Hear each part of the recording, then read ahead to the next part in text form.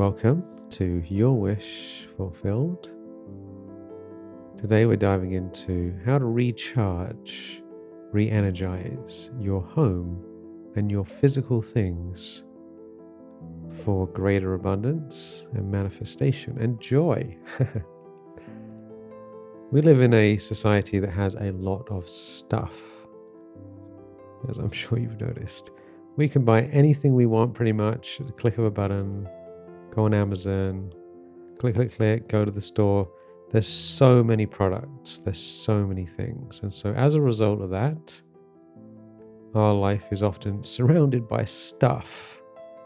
And many people have to get storage units because they can't fit all the stuff in their house or their garage. And they might have to get a second storage unit, a third storage unit. So we're surrounded by stuff.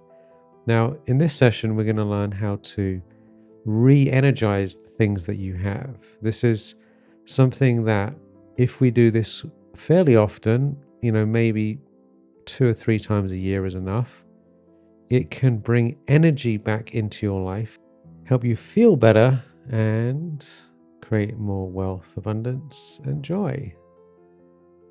So before we get into the session, let's begin by holding the vision of what you want, because when we come into the vision, the awareness of that which we desire to create in our life, then we shift our energy field, we realign our life with this higher version of ourselves, our future self, and it feels good.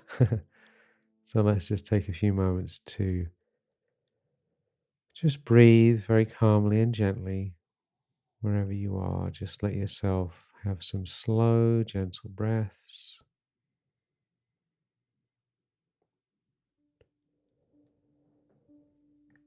And as you breathe out, just let the out breath be nice and slow. Slow it down. Long, long out breath.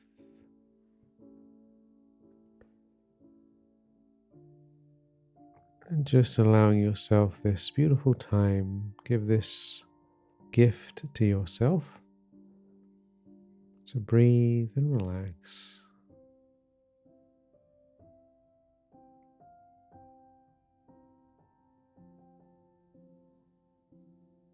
And as you breathe, just keep in your mind and your heart something that you'd love to manifest. Think about something you'd love to change, whether it's your health, your happiness, wealth, relationships, your environment. Just think of a future version of yourself where you are at a higher level than you are. This future self already exists on a different plane of existence. So you're just tapping into your future self.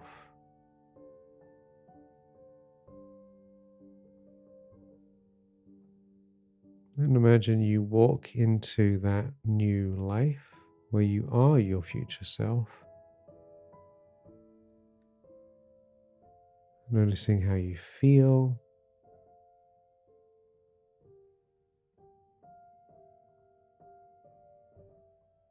noticing what has changed in your life.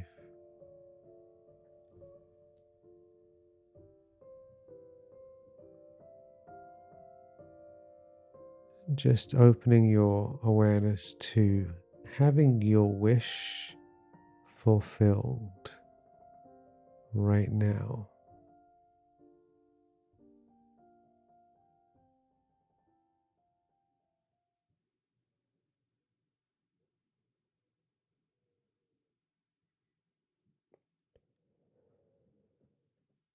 And just noticing what is most important to your future self. Perhaps there are things that you think you want now, but in the future you realize you want something even better. And you have different things.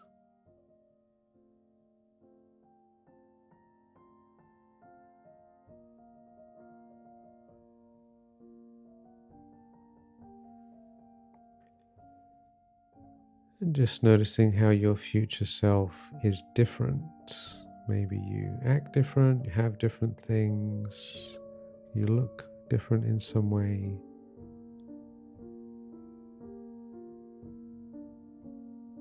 Your lifestyle is a little bit different in some ways. Just tune into what is different in your future self. As your future self, how have you changed?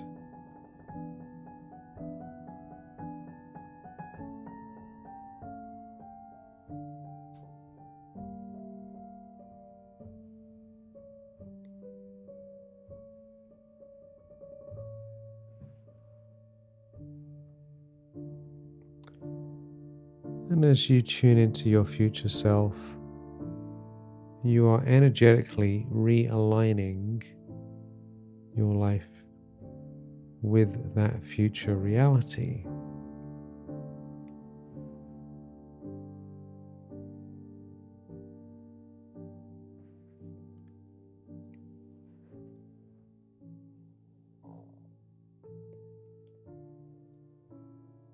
And bringing your attention back here into the now.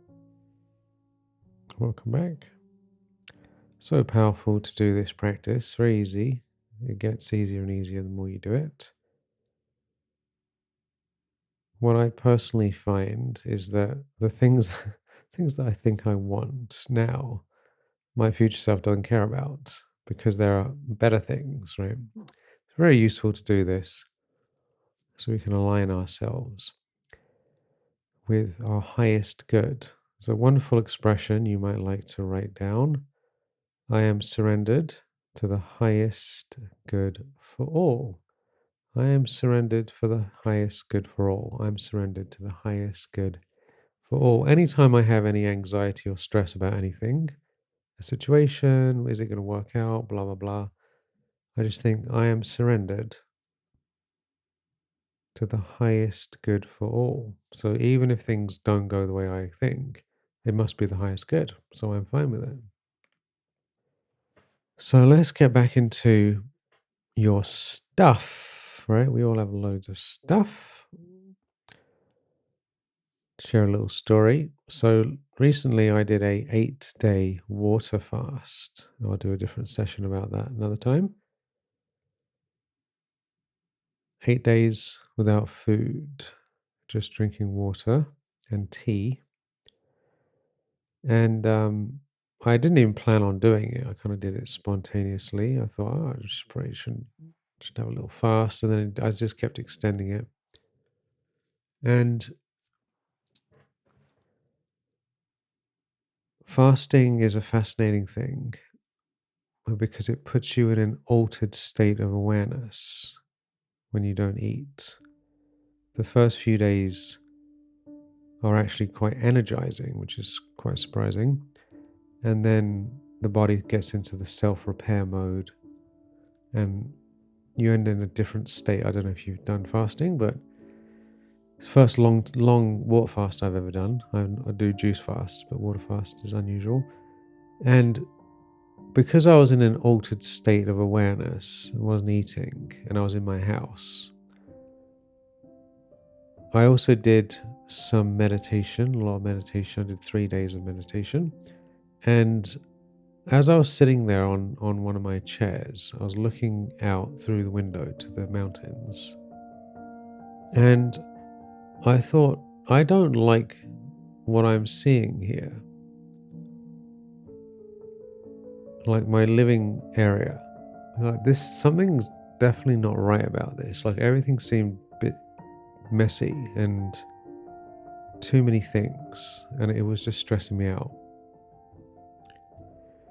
And I'm sure I probably had some awareness of this anyway, but when you just sit somewhere, especially if you're fasting or in a different state of awareness, meditating, you can see things that are all around you differently.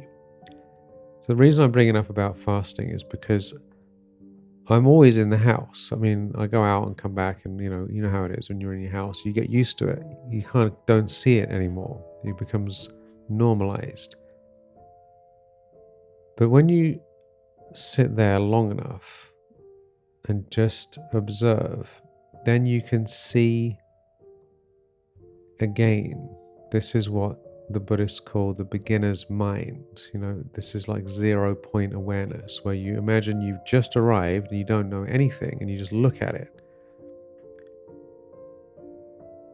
So I came into that awareness of everything being fresh, and I thought, no, this is really off. So in between meditating, because I can't sit for 8 hours straight, it's not healthy and it's not fun. So I did like an hour meditation, and then I'd get up and I thought, I'm going to just tidy stuff up. So I grabbed all these camera lenses all over the place and books and this and that,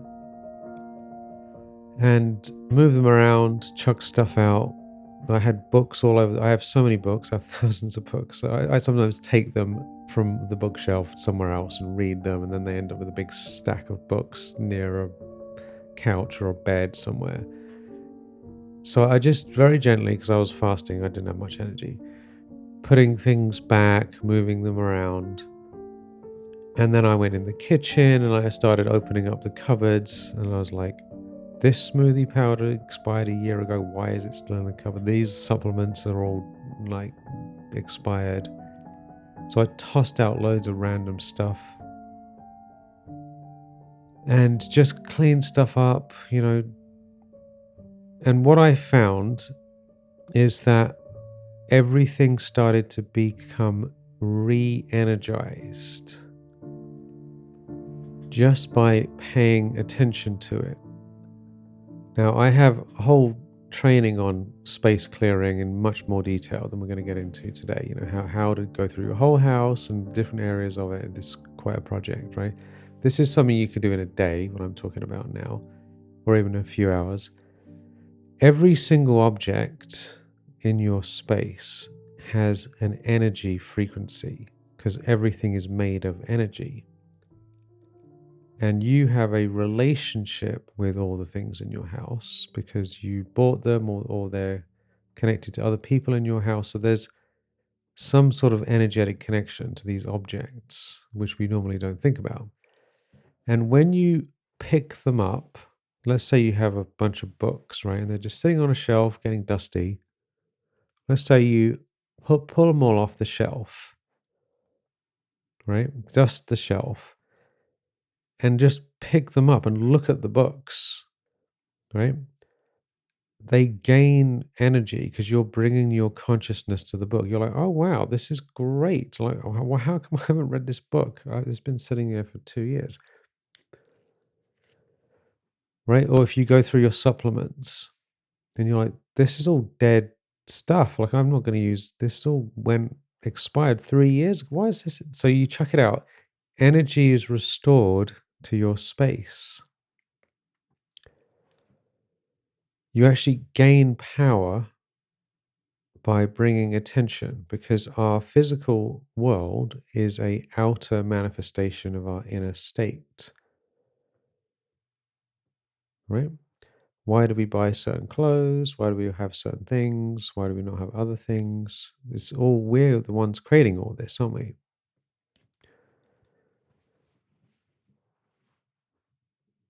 So when you bring attention, you are on one hand noticing the value of things that you already have. So you feel wealthier. I have this stack of newsletters here. They're $100 each, a huge stack, right? And a lot of them are unopened. They're still in their packets, right? They're $100 each. I'm like, can you not just read them? I mean, so I put them over there so I can see them. So we have loads of things, like, I mean, thousands and thousands of dollars of supplements. There's so much money we spend on stuff, and it just sits around.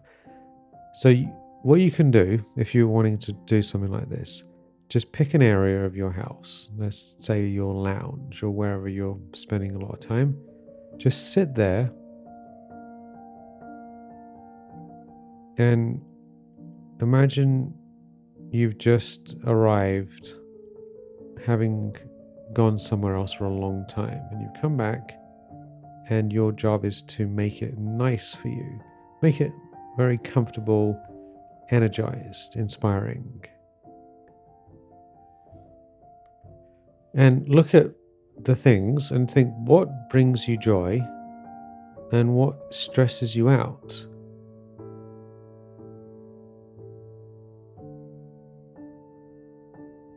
Right? Because clutter typically causes us, our nervous system, stress. It actually is bad for our health, having clutter.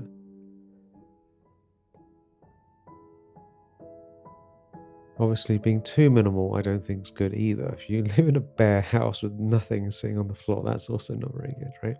So somewhere in the middle, I recently bought a bunch of pillows because I wanted it to be more comfortable, right? Cozy.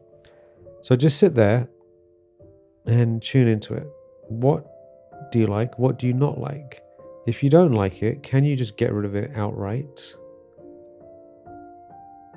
Or can you move things around? You'd be amazed how much difference it is when you just move things around. So I'll give an example. So I was sitting in my lounge and the area, there's the beautiful view of the mountain, Thunder Mountain. And then there's like a table and there's some recording equipment because I record in there. And this just looks messy and all these camera lenses, thousands of dollars of camera lenses. So no, move the lenses to the mantelpiece so they're all out of the way, right? And line them all up. Move the table from here to here and put a bookshelf where the table was. Because in Feng Shui, right, because I have the Feng Shui, the Bagua, right, you can see the different directions and there's a whole system to it. And there's lots of conflicting ideas about where things should go, etc., etc. But anyway, according to the system I was studying, and I like it, there should be this is the study section, right? And there was nothing to do with study. It was just a picture and a table and a plant. So I grabbed a bookshelf from a different room, put it there, got rid of the picture, got rid of the table, and put loads of books on it. And now, when I sit down, it just feels really good. So I can sit down, I walk in the lounge, and I'm like, this is great. This feels so good. Like I feel mentally clearer just by walking in the lounge. And because of that clarity, the kitchen has been upgraded. I went through the whole kitchen. So when you make one change, right, when you make a big shift, you bring attention, you move things around, you get a feel for it, because you need to be intuitive about this. You can use Feng Shui and different things like that to help you. You can get help from experts if you need, but it's good to just trust your intuition and just, how do you feel? How do you feel? Normally, we have too many things. So it's good to just give some stuff to charity. I don't know how many thousands of dollars worth of stuff I've given to charity, but I don't mind. I feel good about it, right? I'm like, I'm not going to use this. It's just sitting around. Someone else can have it. They'll use it. They'll be grateful. They'll go in the store and go, "Oh wow, this is cool. This is great. Thank you." So it's a good thing to just give it away. If it's really top quality stuff that is cost a lot of money, then you can sell it, but that's a pain in the ass. So sometimes giving it is easier.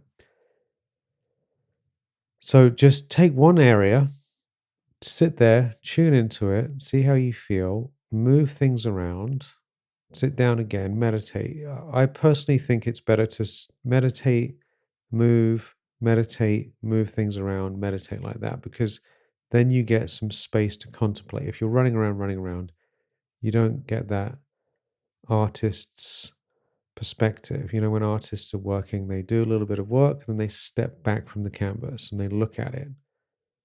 And then they go back, because if you're too close, you can't get the perspective. So I just moved a few things around, chucked out a bunch of supplements, and I feel like my whole life has improved. Everything's got better, actually. And I feel wealthier because I realize how much wealth I have that was stored wealth. Massive wealth that's just stored energy because it hasn't been getting any attention. So if you pick it up and look at it, it gives it power, and then that gives you energy. Even a book, let's say, right? Even if you've read half the book or even a little bit of the book, someone has spent a long time writing that book. If it's a good book, right? If you pick it up and just skim it quickly, all the benefit, all the hours, because writing books is hard work, all the hours and hours and possibly years and years and editors and everything that went into that book, you can absorb that energy just by holding it in your hand and skimming it and giving thanks, right? You can read the book and get even more benefit, but just the fact that there's this piece of wealth that you have in your hand, you acknowledge it, and then you put it back, and then it goes from this dead thing on the floor, this random stuff on a shelf, to some valuable thing, right? So you feel there's more wealth in your life. And obviously, if you want to get the most benefit from a book, read the book. But even just acknowledging the value of it increases your perceived value for the things you have and the sense of abundance. Another thing you can do is make it easy for you to do the things that are good for you.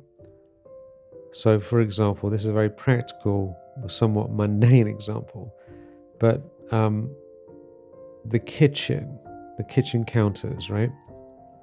They get messy, they get dirty, when you cut things up, because stuff gets on the kitchen counter. And I've noticed sometimes little bits of salt and this and that gets on the counter, and I sometimes ignore it because I'm busy running around. So what I decided to do, this sounds so obvious, but you can use this principle for anything, is I got the spray out of under the sink to spray the counters, and I put it on the counter, right, in a somewhat inconspicuous place, so that now I can just grab it and spray the counter and wipe it down more easily. Now, this has made a huge difference because the counters are now absolutely spotless because I've got no excuse why I can't do it. You'd be surprised, right? This is a psychological principle. Even bending down to open a cupboard to get something out is enough to stop us doing something, right? Because I've been working with I'm coaching people and have coaching certification, and all I do is help people, right? It's shocking to me. Well, it's not shocking anymore. It used to be shocking that people won't do things for the most ridiculous reasons. Exactly like this. I won't get the stuff out of the cupboard and spray the counters down because it requires me opening it up, pulling something out, spraying it and putting it back. Things like that literally only take a few seconds. They're slightly inconvenient, but when you change the environment so that it's very, very, very, very easy, all of a sudden, the habit that was previously impossible is now just this natural thing that you do.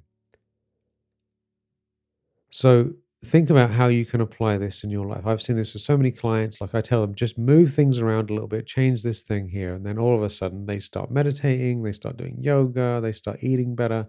So how can you move things around in your house so that it's easier for you to do the things that are good for you, or it's easier for you to keep it tidy, right? It might just mean moving something from one place to another place. I'm continuously amazed by how these little things can change everything. So I have whole trainings on how to do massive space clearing and how to implement all this stuff in much more detail. But this is just a good place to start. Start with one room, one place.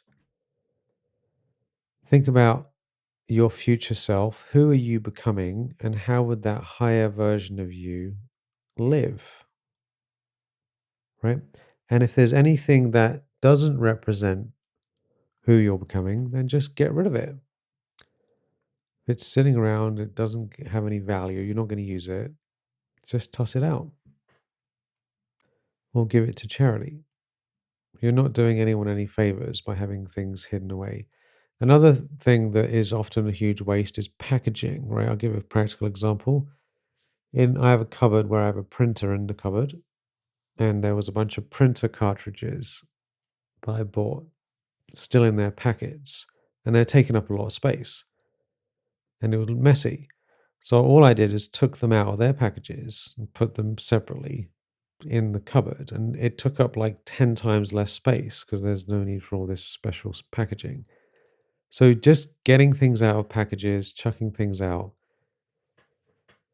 it just feels more abundant doing these things. And even though it takes time to do this, it gives back so much more than it takes. So hopefully you enjoyed this. Thank you for being here. I hope you upgrade your space in some way or other. Even just doing a little bit, just one area, even one cupboard in the kitchen can be a big upgrade. And then what I've noticed is once you do one thing, you start feeling good about it and you think, well, let's just do more. Let's just do more. So congratulations. Wishing you every success, re-energizing your space so you can feel more abundance, more wealth. You can allow in new energy. Thank you for being here. Wishing you a beautiful day. Many, many blessings.